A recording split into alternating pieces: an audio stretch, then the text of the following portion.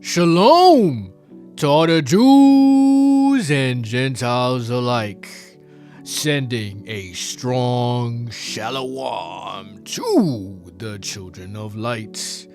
Namaste to all. You already know what the deal is.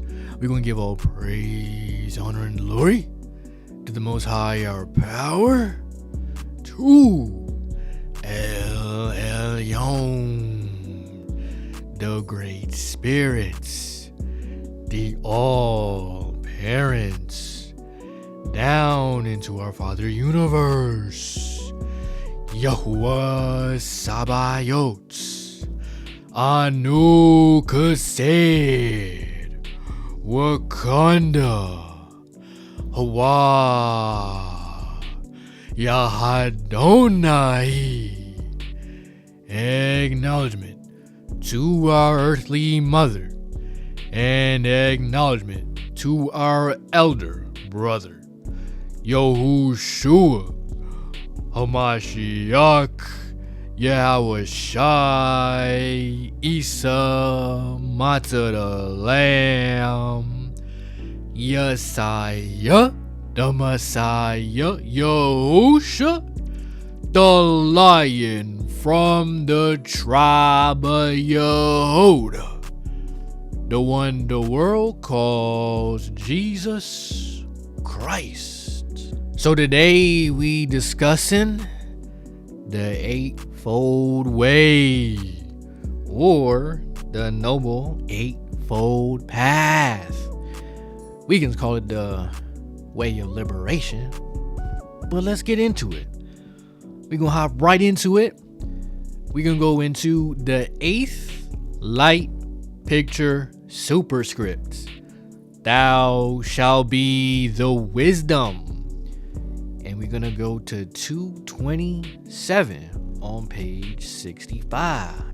So for us to be truly transfigured, we need to move into the upper spiral of the power of 8, which requires the right mindset.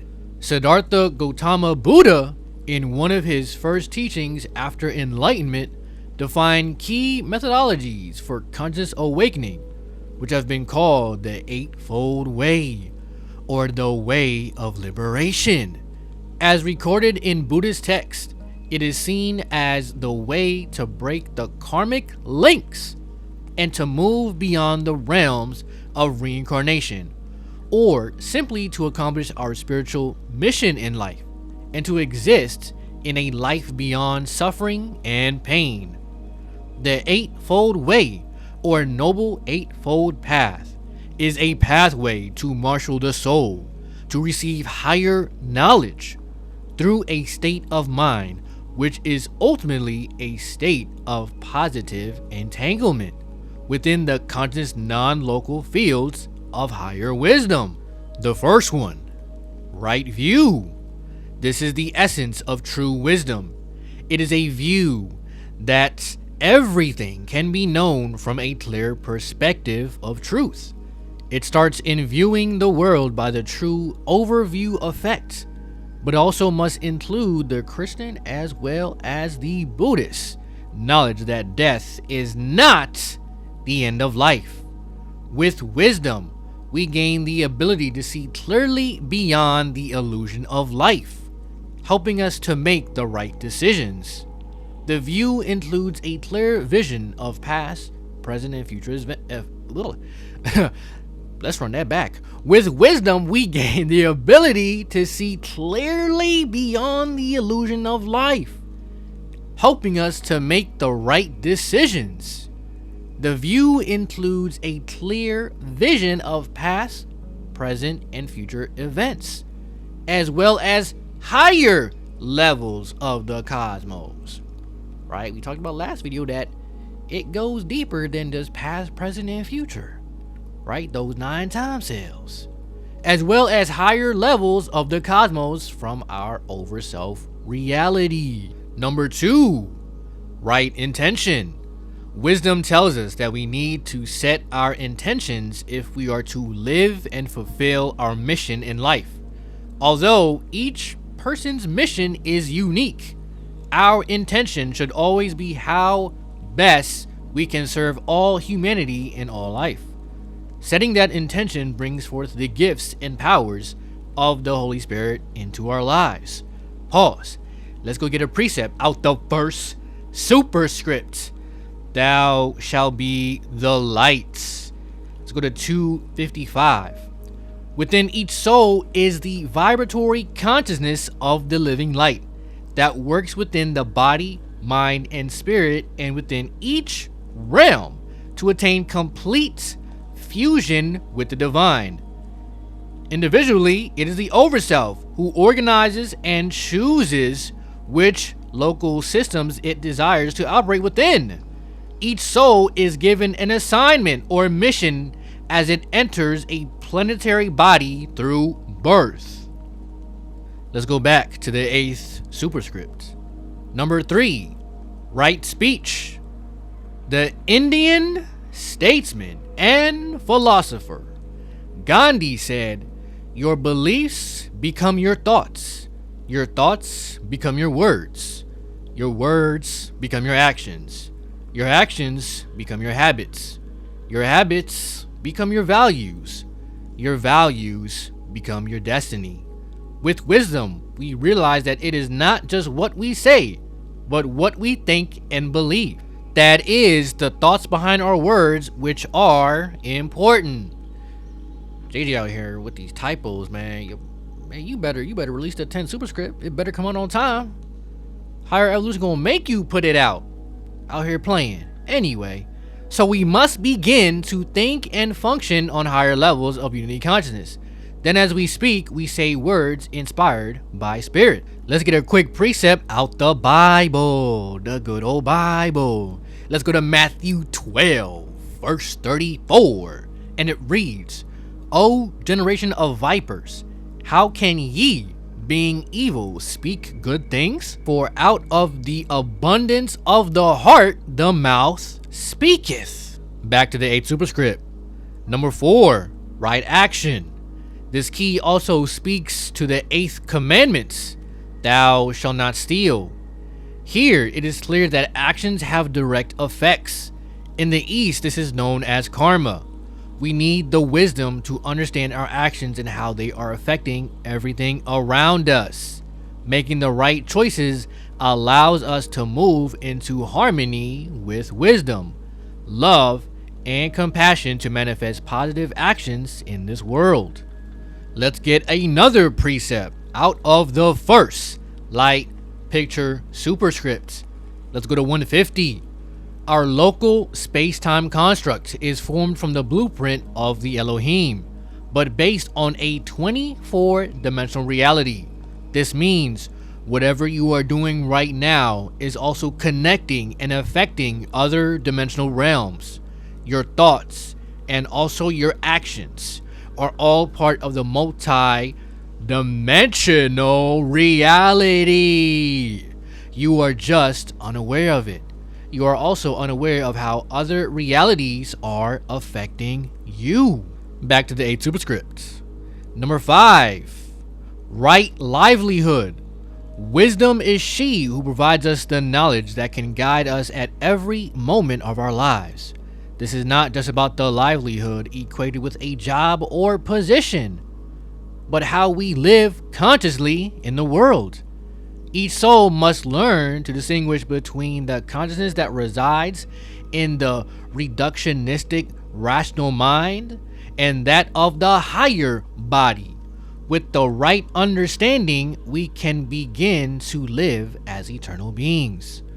We ask that everything that we do in life be guided by the power of the Christ consciousness, Christ himself. Choose to come and live here. And in doing so, he became entangled in our reality.